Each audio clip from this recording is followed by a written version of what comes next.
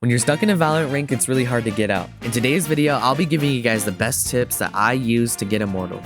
In today's video, we'll be going over 3 main points to help you guys rank up: communication, map awareness, and mastering agents' abilities. Tip number 1, mastering agents' abilities. It's very important. In order to improve in Valorant, you need to be understanding your own agent as well as other agents' ability. While I was ranking up, I was playing more custom games than actual comp games. There I was able to learn all of the agents' abilities, and it would just help me get combos with my duo. I'll show you an example of what I mean.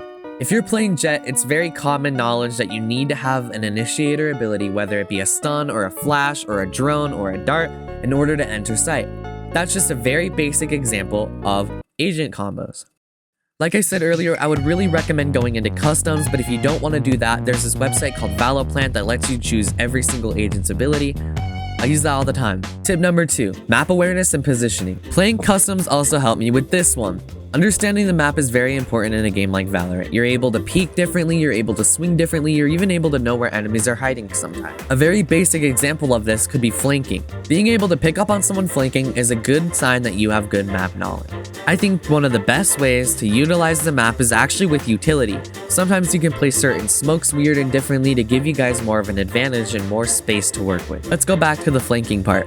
Let's say you practiced your map knowledge and you know how they usually flank. You can sit in a corner in order to punish the guy flanking. It's very valuable in a game like Valorant to take smart positions to punish how they have been taking your map. Tip number 3, communication is key. In Valorant, it's kind of important to be focused, and communication sometimes can get really loud and obnoxious and blah blah blah. It's very important that during gunfights that everyone's kind of silent so you're able to win. Sometimes it can also be a little hard to trust your teammates' comms. Because of that, I usually always recommend people get a duo or a friend to play with. Even if they might be bad, it doesn't matter. As long as they can communicate, that's really all it is. If you have a duo and you play all the time, sometimes you don't even need to communicate. Sometimes you can just trust each other to do the right things, if that makes sense, you know? And for all the people who don't have a duo, it's really important that you actually listen to people's communications, even if you don't always trust them.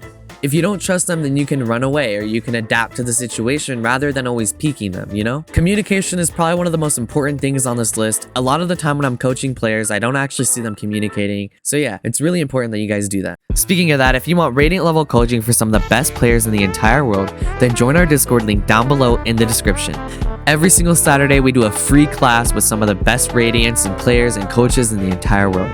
On that note, it's very important to constantly practice and learn from your mistakes. Even when you guys are discouraged, please have a positive mindset in ranking up. It's not going to come overnight, and it will always take practice. If any of my viewers are watching and they have tips for people, then throw them in the comments. I'm sure everyone would like to brainstorm and learn together.